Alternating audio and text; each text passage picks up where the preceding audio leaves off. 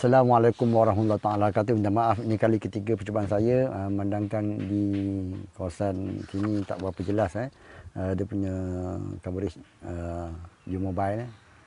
Jadi alhamdulillah pada kali ini segala puji bagi Allah Taala dengan limpah kurnianya, fadlnya dan juga fadlahnya, rahmahnya. Saya nak bincang dengan sahabat-sahabat mengenai huraian konsep makan dalam istilah Arabnya ataupun khususnya dalam bicara usuluddin atau terjemah bahasa Melayu sebagai tempat. Jadi kita boleh banyak kitab kita boleh rujuk, sumber-sumber membicarakan tentang konsep ini. Cuma pada kali ini saya memfokuskan pada berdasarkan kitab Mabda'ul Fikrah karya Syekh Abdul Qadir Al-Fatani yang telah ditranslatekan, telah dirumikan oleh Syekh Al-Akbar. Boleh juga tuan-tuan rujuk kitab Tawsi'atul Fikri, kitab Jawi yang ditulis oleh Haji Wan Ali bin Wan Ya'qub Tekamas Jamhuri Soluti. Boleh juga tuan-tuan rujuk kitab asalnya, mengumpulkan kitab rujukan utama di dalam pondok, di pengajian pondok, seperti kitab Hasyiah Saniyah bagi syarah bagi Syuja', Hasyiah yang dikarang oleh Syekh Husin Makhluf Al-Adawi Al-Maliki, merupakan salah seorang daripada ulama-ulama besar hebat Azhar yang telah mensyarahkan matan makulat, nazam makulat asyar. Boleh juga tuan-tuan terus rujuk kepada karya Syekh Attar, Syekh Kubra, Syekh Attar. Berikut dapatkan kitab dia Syekh Attar. Cuma bila ceritakan lama Syekh Attar ni, Syekh Kubra ni atau Syekh Attar ini agak sukar sikit cara penyusunannya, kitab lama. Ataupun juga kitab lebih awal lagi membincangkan secara terperinci, iaitulah karya Imam Fakhruddin Ar-Razi, iaitulah Matalibul Asyar, Matalib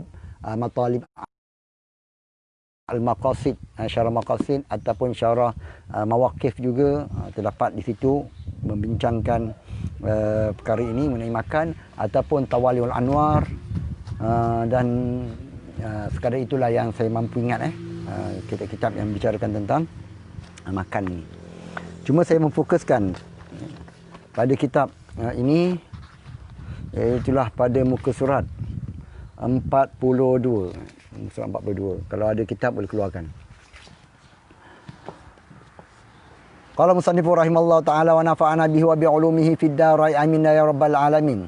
Dan telah berkhilaf-khilaf pada makan. Jadi ulama-ulama telah berselisih pandangan, hukama-hukama dan juga ilmuwan-ilmuwan telah berselisih pandangan mengenai hakikat makan. Mim kaf alif nun, makanun. Kalau terjemah bahasa Melayunya ialah yakni tempat. Terbagi mereka khilaf ini kepada 3 kaul secara umumnya,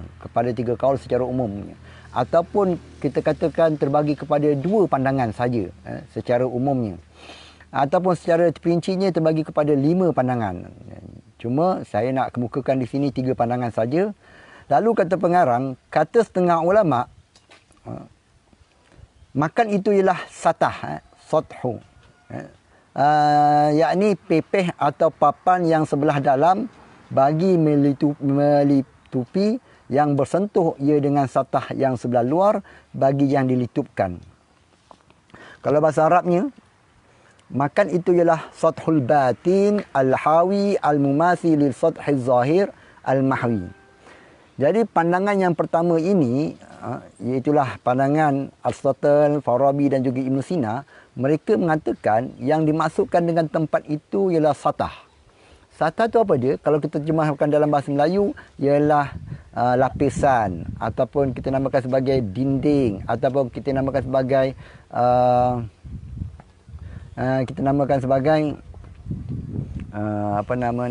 tepi. Ala kulli hal, ungkapan satah ini ataupun kita namakan sebagai dinding ataupun kita namakan sebagai lapisan, itulah yang dimaksudkan dengan tempat.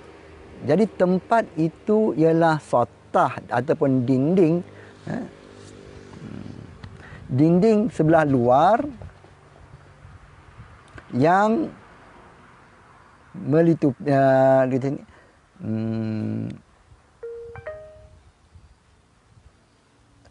satah ni, tempat itu ialah satah sebelah dalam bagi yang melitupi, bagi yang bersentuh ia dengan satah yang di sebelah luar. Senang katanya, ibarat kita ambil satu telur. Nampak telur ni?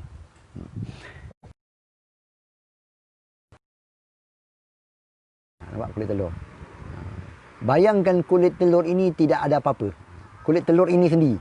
Yang ada ialah isi dalamnya, itulah kuning dan juga putih. Jadi kulit telur inilah yang dinamakan sebagai satah.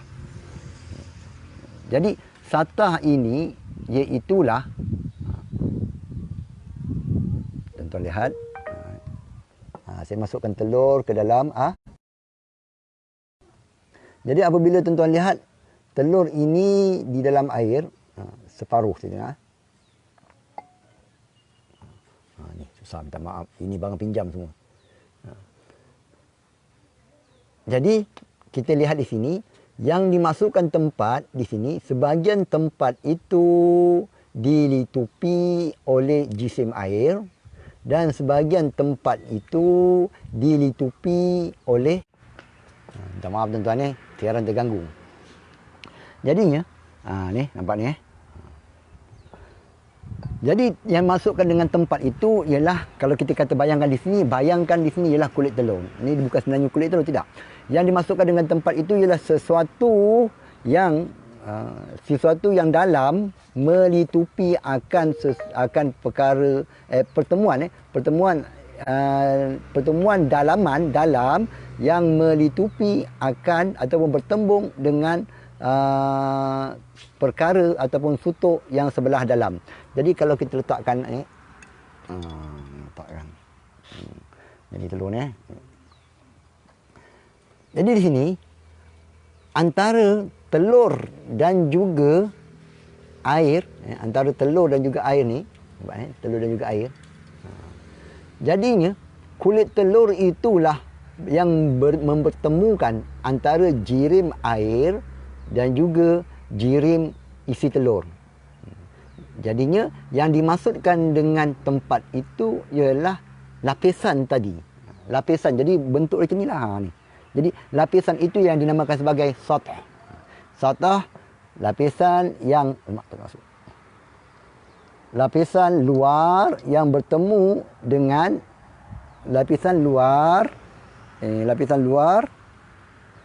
dalamnya bertemu dengan jirim telur tadi. Itulah yang dinamakan sebagai tempat. Jadi itu dinamakan sebagai satah ataupun kita namakan sebagai lapisan. Senang katanya macam mana? Kulit telur itulah dinamakan sebagai tempat. Tapi itu perumpamaan saja, sedangkan kulit telur ini juga jirim. Jadi apabila kita faham begitu, yang dimasukkan dengan tempat itu ialah satah. Satah ialah lapisan. Lapisan luar,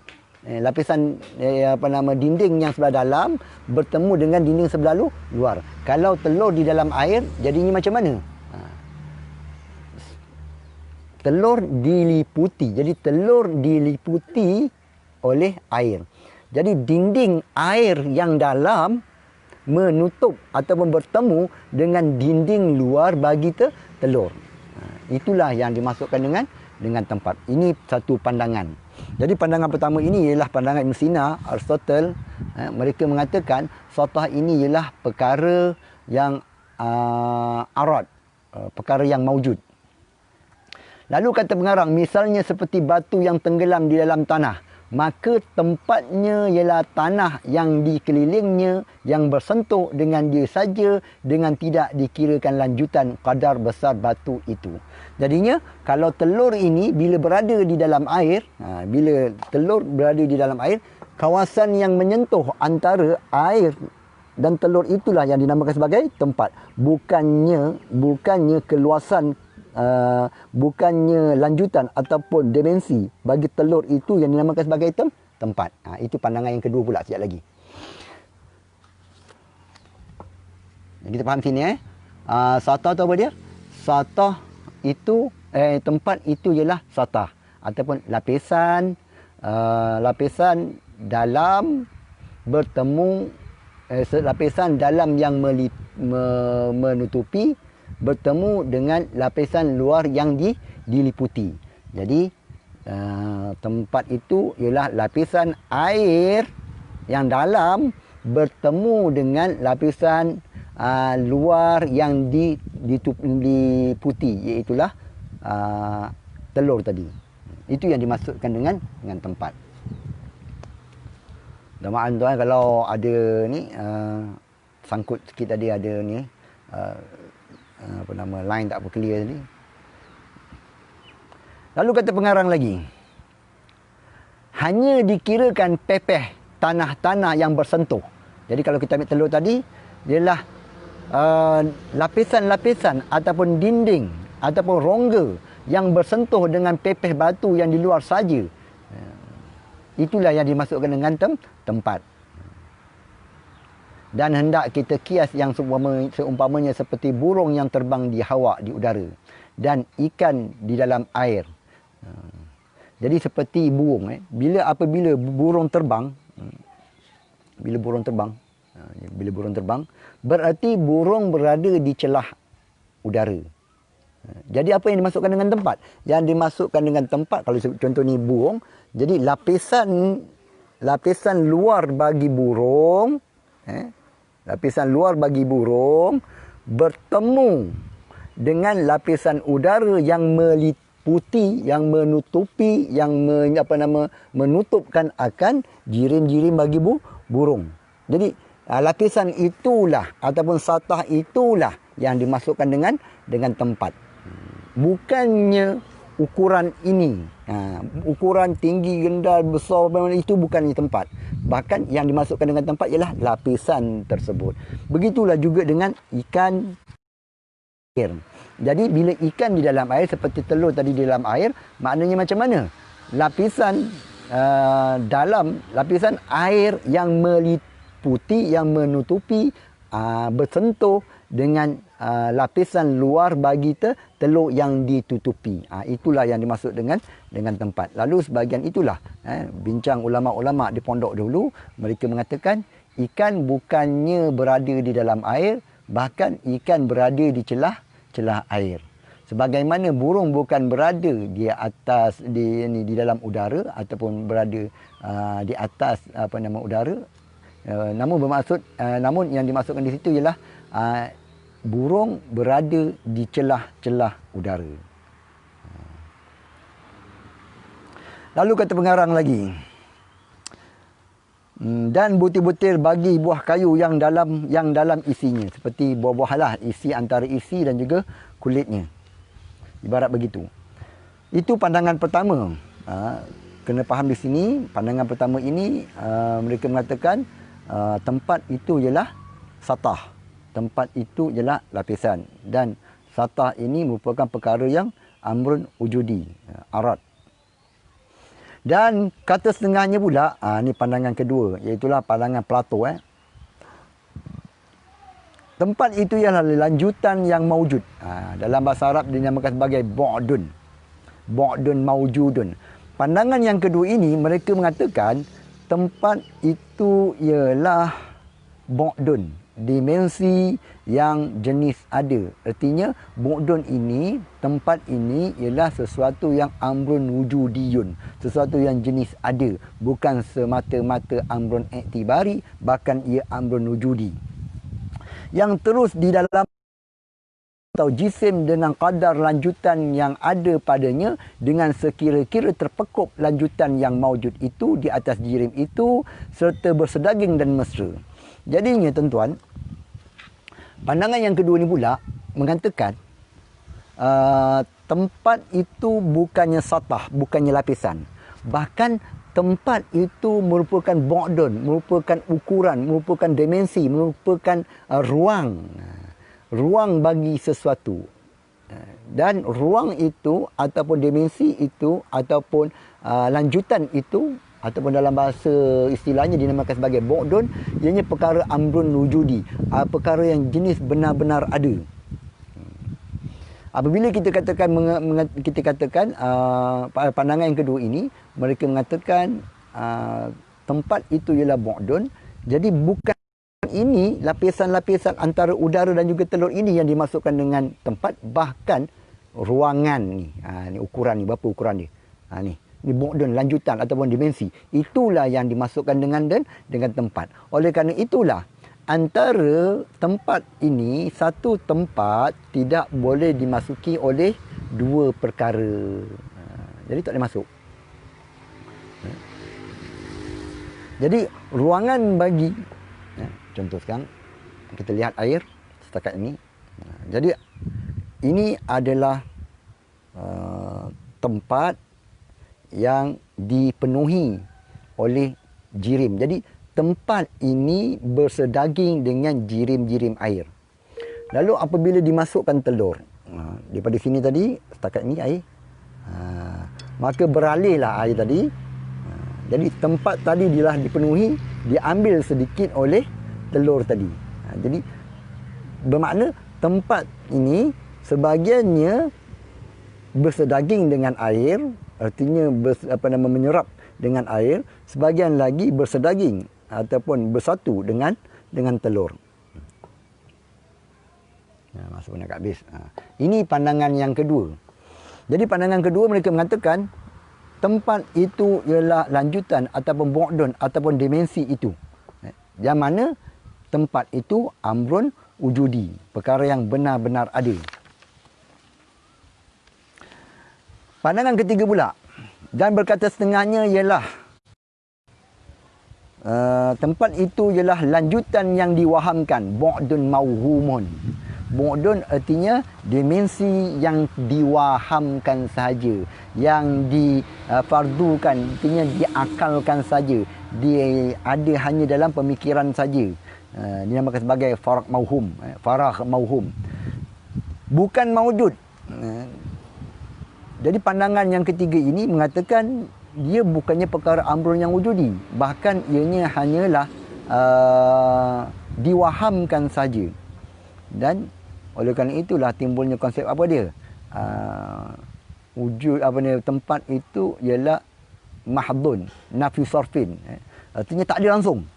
Ini adalah dengan ilmuwan ulama usuluddin, ilmu kalam, termasuk juga dalam Asy'ariyah.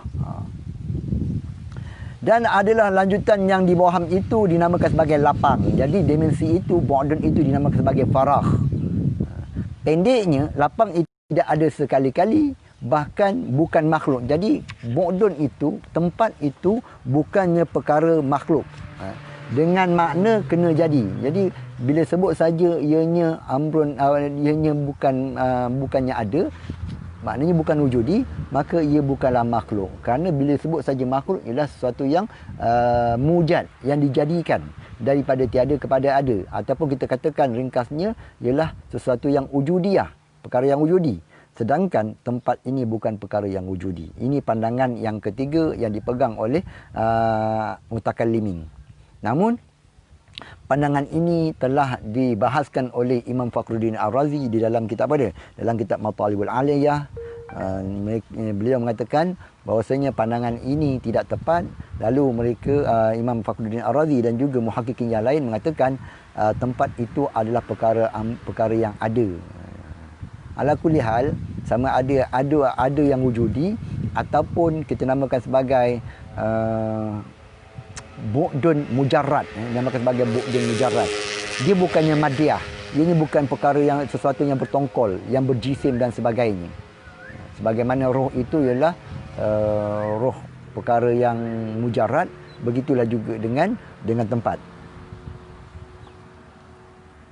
Lalu kata pengarah, adapun angin dan hawa itu bukan lapang, hanya ia pun jisim juga. Jadi udara, air yang ada di kawasan lapang itu, ia bukanlah tempat. Ada lapang baginya. Jadi artinya hanya berada di dalam tempat. Yang kita tengok kosong ini sebenarnya ada dipenuhi oleh udara. Adapun orang awam kita maka ada juga memanggil akan lapang itu tempat yang menegah akan turun benda tidak dikirakan hawak sekelilingnya. Ini tempat dari sudut uruf ammah, yang dimasukkan dengan tempat itu ialah satu tempat, sesuatu yang apabila kita letakkan suatu perkara benda atasnya, maka tidak jatuhlah benda ini. Jadi ini dinamakan sebagai tempat. Itu bukan perbincangan kita. Perbincangan kita mengenai makan itu dalam bicara usuluddin, itulah pandangan pertama mengatakan tempat itu ialah lanjutan ataupun kita namakan sebagai lapisan, ataupun dalam istilahnya dinamakan sebagai satah, yang mana ini perkara wujudi. Ini pandangan falasifah sebagai falasifah. Pandangan yang kedua iaitulah falasifah juga, mereka mengatakan tempat itu ialah bu'dun, dimensi ataupun miqdar ataupun lanjutan bagi sesuatu yang ia bersedaging dengan jirim, dengan sesuatu yang berada di tempat tersebut. Dan menurut ia dimensi ini ataupun bu'dun ini, lanjutan ini merupakan perkara amrun yang wujudi. Pandangan yang ketiga mengatakan bu'dun juga, lanjutan juga, dimensi juga. Namun ianya perkara yang tidak ada. Namun dibahaskan semula oleh ulama-ulama muhakkikin, bukannya tidak ada langsung. Paling minimum perkara tersebut amrun i'tibari. Jadi tempat itu amrun i'tibari. Jadi kalau kita bicara pula mengenai kemustahilan Tuhan bersifat dengan bertempat dan sebagainya. Jadi setakat itu saja. Ada soalan tak ada?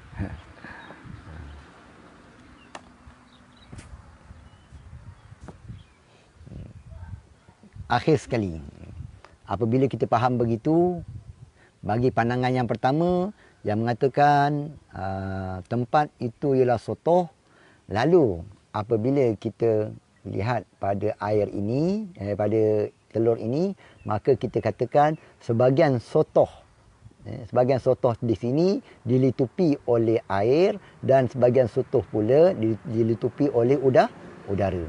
Kalau kita gerakkan, maka kita katakan sutuh ini sentiasa bergerak. Mana sutuh itu bersifat dengan gerak. Dan sebahagian pula sutuh itu, tempat itu bergerak, dan sebahagiannya lagi tidak bergerak. Seperti apa dia? Seperti telur ini kita letakkan di dalam air yang bergerak, air yang berarus seperti sungai. Paras kat ni air. Maka air yang di bawah itu bergerak, udara atasnya tidak bergerak.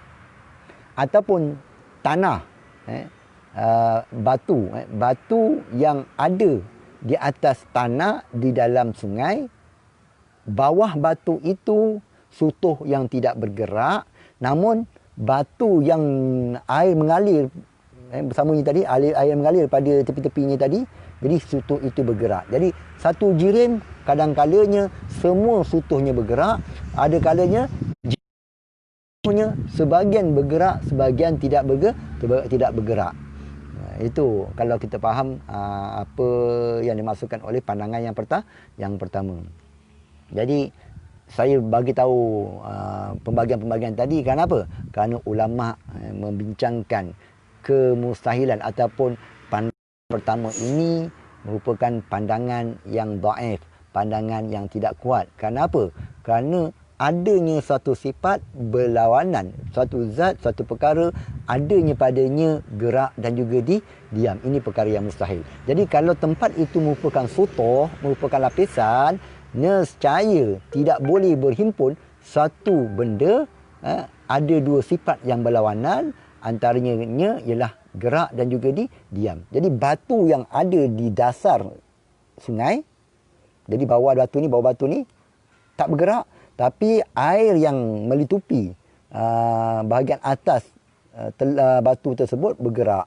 Jadi batu itu bersifat gerak sutuhnya dan juga bersifat diam. Ini perkara mustahil seandainya kita mengatakan tempat itu ialah satah ataupun dinding. Jadi pandangan yang kuatnya mengatakan bahawasanya tempat itu ialah bu'dun mauhumun, ataupun kita katakan dimensi yang diwahamkan, Namun kita susuli pula, kita mengatakan bukanlah yang dimaksudkan dengan diwahamkan itu tidak ada langsung, bahkan paling minimum dinamakan sebagai amrun iktibari. Sebab apa dinamakan sebagai amrun iktibari?